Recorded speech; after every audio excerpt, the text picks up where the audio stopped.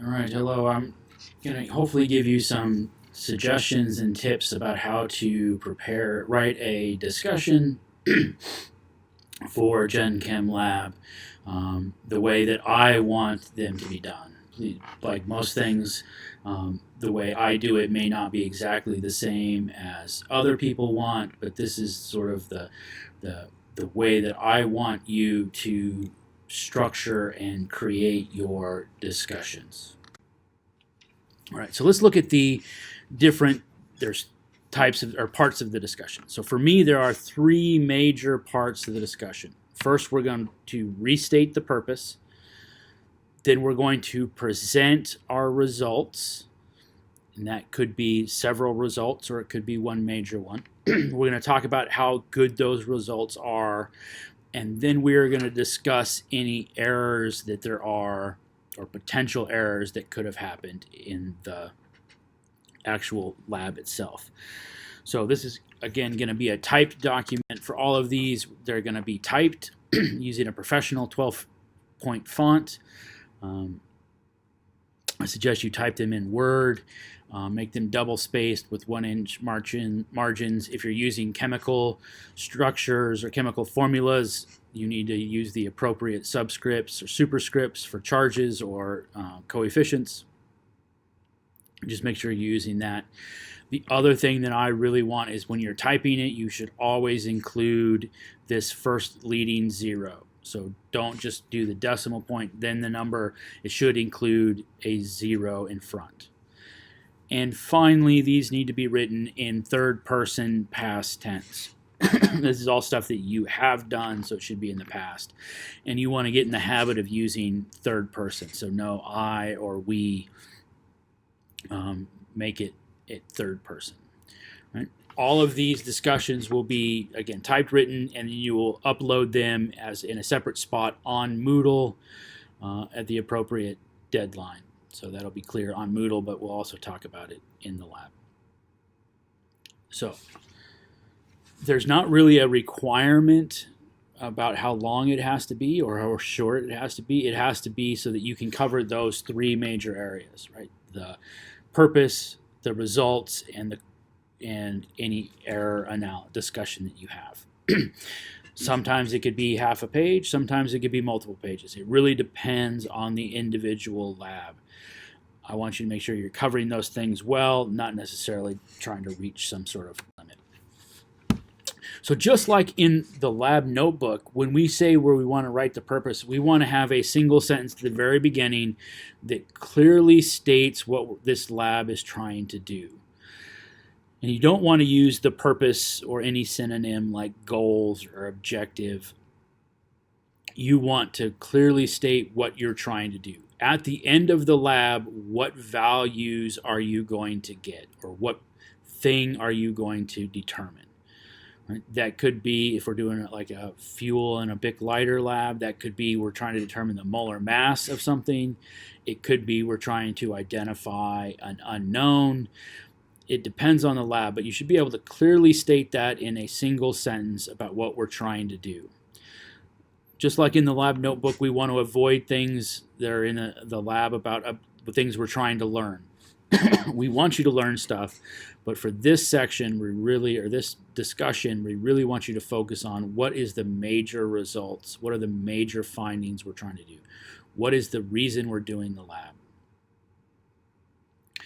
So it should be, again, a clear statement of what you're doing the lab to determine or find. So that's the way you're going to start it. And then either continuing on or... So we have a clear understanding of what we're doing, and then the next thing we're going to do is we're going to clearly state those results. Right? So again, if we're talking about the fuel in a Bic lighter, if our purpose was to determine the molar mass of the fuel, our result then will be the molar mass. Right? We don't need any experimental procedure. We don't need the steps that we took to get there. We're going to go directly from the purpose to the results. If possible, those results should be as an average. If you only took one single measurement, that's fine. If you've done multiple trials, then you report the average, not the individual values. Right? We see the distribution of those individual values by including the standard deviation. Right? So we present the average and then the standard deviation. And in some cases, it may be appropriate and good to report the relative standard deviation, which is that standard deviation divided by the average times 100. That'll give us a sense of how big that standard deviation is. Right? After that, we want to sort of talk about how good these numbers are. Right? Is our average sort of what we expect it to be? If we have a true value, is that just looking at it, is it close to what we expect? If we know the value we're getting, are we close? Is our standard deviation large or small? Right? This is where the relative standard deviation may play an important, right? If it's a small number, a small percentage of the total, then that we can say that, right? It means there's probably we're operating at fairly good precision. If it's larger, what is causing that relative standard deviation to be large? Was there one trial that was particularly big or small that's causing this standard deviation? Can we point to a thing that happened during that trial to explain that standard deviation? Right? And then our final result could be something like a percent error. If we know what we're trying to get, were we close to it? Right? So those are the results, and we're sort of presenting the results and talking about how good they are. Right? This leads naturally then into our discussion of error. Right? It doesn't necessarily have to be a different section, but what we're trying to describe is what could have happened or what did happen to cause either the errors we are seeing in terms of the percent error, or a large standard deviation, or something that could potentially cause our values to be not what they should be. Right? You should be able to come up with 2 or 3 of these things to explain what happened. So if we have a standard or a percent error, why is your standard or percent error larger than it should be, or large or small? Right? What could have happened? But I want you to, again, as I've said before, you do not want to use the explanation that you did an error. Right? If you did something to cause an error to be wrong, you should fix it. Right? Calculation error is another one. You shouldn't be using calculation error. If you know you messed up in your calculations, then you need to fix it before you turn it in. You can't just be like, well, I messed up my calculations, therefore the numbers are wrong. You just live with it. That's not the case. If you don't think your calculations are error, that should not be an issue. Also, as I've said, you need to avoid the word skewed.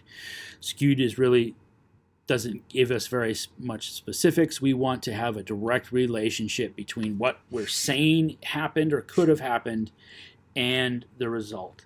So we want to connect those two ideas.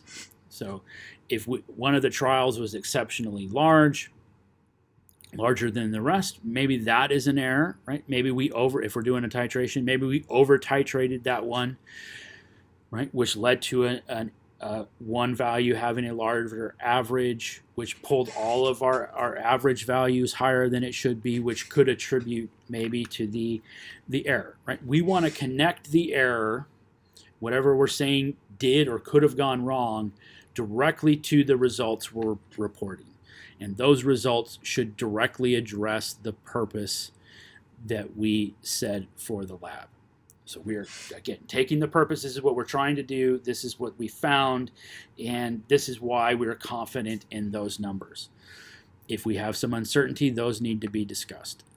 Again, there's not really a page requirement. As long as you do those 3 things well, you're good. It should be concise. You shouldn't need to do a lot of description, flowery language. And you definitely do not need to include any procedural information. We don't have to talk about how those results were calculated. All of that information is stored in the yellow pages in the lab notebook or in a different section of a paper. So we don't include those in this results and discussion. Hopefully this has helped sort of give you a some information to help you write a better discussion. If you have any questions, please let me know.